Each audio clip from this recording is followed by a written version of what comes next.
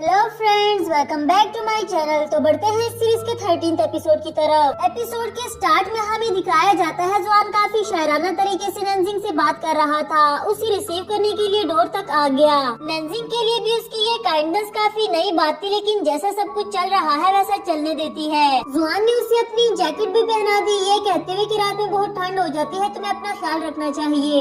आज पहली बार उसको स्नैक्स ऑफर किए, उसके लिए ड्रिंक भी लाने गया। नंजिंग से भी मजीद कंट्रोल नहीं हुआ, पूछने लगी देखो अगर मैंने कुछ गलत किया है तो मुझे अभी ही बता दो, तुम्हें इतना पोलाइट होने की जरूरत नहीं। जुआन बोला ऐसा कुछ भी नहीं है, तुम बैठकर अपना नॉवल लिखो, मैं तुम्हारे लिए ड्रिंक लेकर आता हूँ। पर इससे जुआन का ये नया बिहेवियर हजम होने वाला कहाँ था। सोचने लगी कि इसके माइंड में कुछ न कुछ तो ऐसा चल रहा है जो ये मुझे नहीं बता रहा।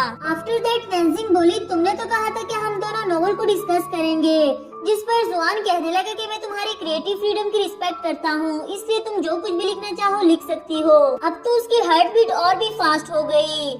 ऑब्वियस सी बात है, जुआन अपनी पर्सनैलिटी के अगेंस्ट बिहेव करेगा तो उसकी धड़कन तो तेज होगी ही। उसने तो ये तक कह दिया कि तुम मेरे बारे में जैसा भी फील करती हो तुम्हारा राइट है, तुम उसे हॉनेस्टली लिख सकती हो।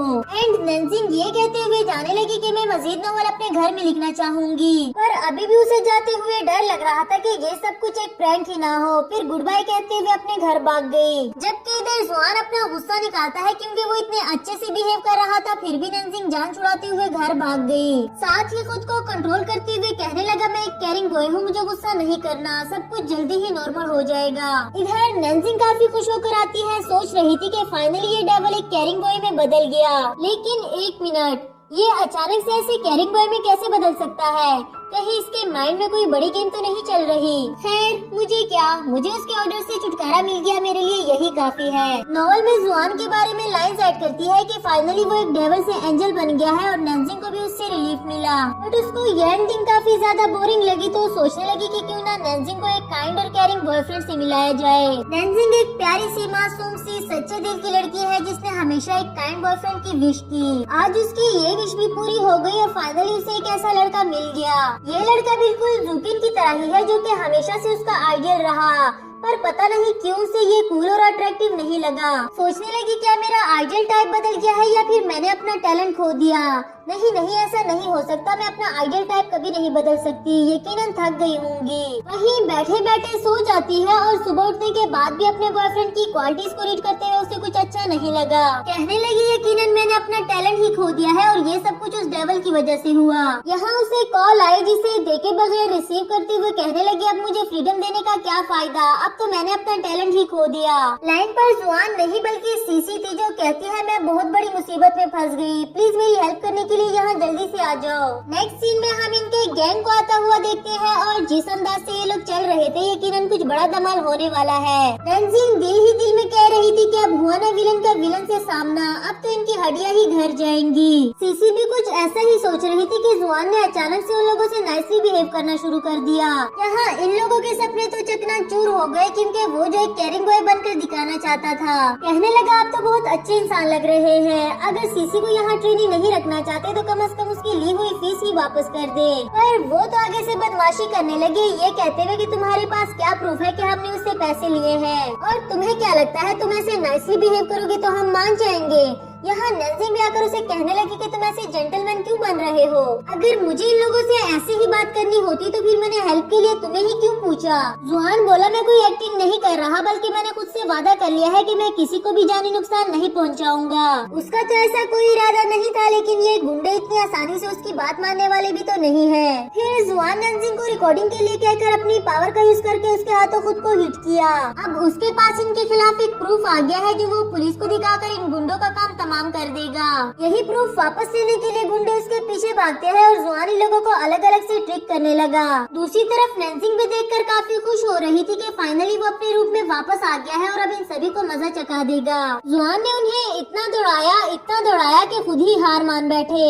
कहने लगा अगर मैंने ये वीडियो पुलिस को दे दी तो तुम लोगों को काफी सारा जुर्माना भरना पड़ जाएगा, इससे बेहतर नहीं कि तुम लोग सीसी के पैसे ही वापस कर दो। वो भी फौरन से मान जाते हैं और अपना मोबाइल देकर सीसी के पैसे वापस ट्रांसफर कर दिए। नेक्स्ट सीन में नैनजिंग सबको उसकी बहादुरी के बारे में बताती है और उसे आज का हीरो अनाउंस कर दिया। फिर सभी उसे अपने हाथों में उठाकर उछालने लगे और इधर सीसी नैनजिंग को हेल्प करने पर थैंक यू करती है। पर नैनजिंग ने यह सारा का सारा क्रेडिट जुआन को दे दिया और ये हैप्पी मोमेंट्स एंजॉय करने लगी। नेक्स्ट सीन में घर वापस आते हुए नैनजिंग उसे अप्रिशिएट कर रही थी कि स्पेशली मुझे वो जगह बहुत पसंद आई जब तुमने वीडियो दिखाकर उन सबको धमकाया। अब जुआन पूछने लगा कि क्या मेरा इमेज तुम्हारी नजर में कुछ बेटर हुआ या नहीं, और ये बोली बिल्कुल भी नहीं, तुम मेरे लिए वही पुराने जुआन हो जो शो बनाकर लोगों को डिसीव कर देता है, बिल्कुल ही एक डेविल की तरह। उसकी ये बात तो सीधा जाकर जुआन के दिल पर लगी। रुकते हुए कहने लगा तो क्या मेरे इतने दिनों की मेहनत बाढ़ में चली गई। इस पर नैनजिंग भी बोल पड़ी कि हाँ, इतने दिनों से तुम इतना अजीब बिहेव क्यों कर रहे थे और अभी फाइटर में भी जेंटलमैन बने। मैं जानती हूँ ये तुम तो नहीं हो सकते,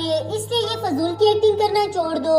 जुआन गुस्से में बोला तो ये एक्टिंग मैंने किसके लिए की, तुम्हारे लिए ही तो की ताकि मैं तुम्हें अच्छा लगने लग जाऊं। उसकी ये बात सुनकर नैनजिंग तो कुछ लम्हों के लिए स्पीचलेस हो गई और जुआन फौरन से बात बदलते हुए कहने लगा, तुमने ही तो कहा था कि मैं तुम्हें डरावना लगता हूँ। नॉवल में भी मेरे बारे में कुछ अच्छा नहीं लिख सकती, इसलिए मैंने एक कैरिंग बॉय बनकर तुम्हें नॉवल के लिए मटेरियल देना चाहा। पर ऐसा लगता है मेरी इतनी मेहनत करने का कोई फायदा नहीं, तुम तो हमेशा मुझसे नफरत ही करोगी। नैनजिंग बोली, ऐसा बिल्कुल भी नहीं है, मैं तुमसे नफरत नहीं करती, मुझे बस एक चांस दे दो, मैं तुम्हें नॉवल में बहुत कूल बॉय बना दूंगी। अब गुस्सा खत्म कर दो। जुआन भी और कितनी देर तक नाराज रहता, इसके एक बार कहने पर ही मान गया। नेक्स्ट सीन में जैसा कि नैनजिंग ने वादा किया था कि मैं तुम्हें नॉवल में एक कूल बॉय बना दूंगी, अब अपने प्रॉमिस के अकॉर्डिंग उसका कैरेक्टर लिखने लगी। ये लिखते हुए उसे जुआन की सारी अच्छाइयाँ याद आ रही थी जब जब उसने इसकी हेल्प की। ये सब कुछ सोचने के बाद नैनजिंग कहने लगी कि वो इतना भी बुरा नहीं है जितना मैं उसे समझती हूँ, या फिर शायद मैंने हमेशा उसका डेविल वाला रूप ही देखना चाहा। तभी सीसी उसको पिक्चर सेंड करते हुए पूछने लगी कि कहीं तुम जुआन की फैन तो नहीं बन गई, जिस पर नैनजिंग खुद से ही बोली, मैं उसकी कोई फैन शैन नहीं बनी, बस वो आज मुझे कुछ ज्यादा ही कूल लगा।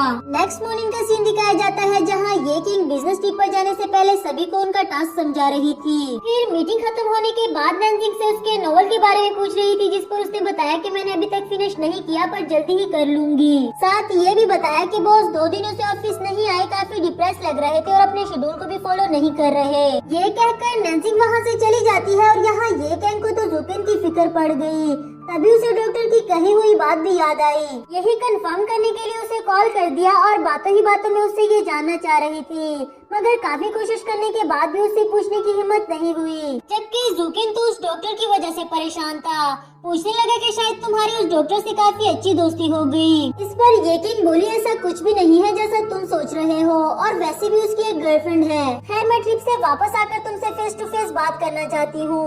और इधर जुकेन के लिए तो इतना सुन लेना ही काफी था, वो खुशी के मारे मेडिटेशन भी छोड़कर भाग गया। नेक्स्ट सीन में जुकेन अकेले बैठे सोच रहा था कि कहीं उसने मेरी फीलिंग्स को सेंस तो नहीं कर लिया, वरना तो वो ऐसा क्या कहना चाहती है। उससे मजीद सब्र नहीं हो रहा था, इसलिए ये किंग को मैसेज करके ही वो बात पूछने लगा। ये किंग भी शायद उसे बताने ही वाली थी, लेकिन यहाँ हमें फ्लैशबैक का सीन दिखाया जाता है जब जुकेन अपने डैड से एक अलग कंपनी बनाने की रिक्वेस्ट कर रहा था, तो वो कहने लगा कि तुम्हें इतनी एबिलिटी नहीं है कि तुम एक अलग कंपनी को संभाल सको।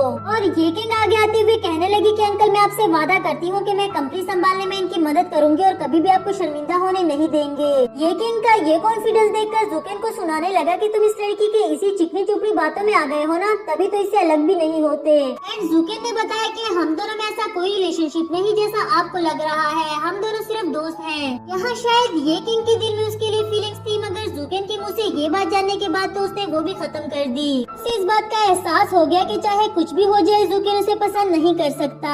सीन शिफ्ट होकर जुआन पर आता है, जहाँ वो सभी के साथ बैठकर ड्रिंक कर रहा था और अपने मोमेंट्स को सेलिब्रेट करता है। ये लड़का जिसे जुआन ने हमेशा सीसी का बॉयफ्रेंड समझा, मगर सीसी तो सिर्फ इसे अपना दोस्त ही मानती है। हालांकि हाउ के दिल में सीसी के लिए वो वाली फीलिंग्स है, मगर उसे बताने से डर लगता है। इधर नैनजिंग भी सीसी को समझा रही थी कि वो तुम्हारी इतनी हेल्प करता है, अब खामखा में तो नहीं करता, तुम भी उसके बारे में सोचने की कोशिश तो करो। आफ्टर दैट हमें जुआन को नैनजिंग से पंजा लड़ाते हुए दिखाया जाता है, जो ना तो खुद हारता है और ना ही उसे हारने देता है।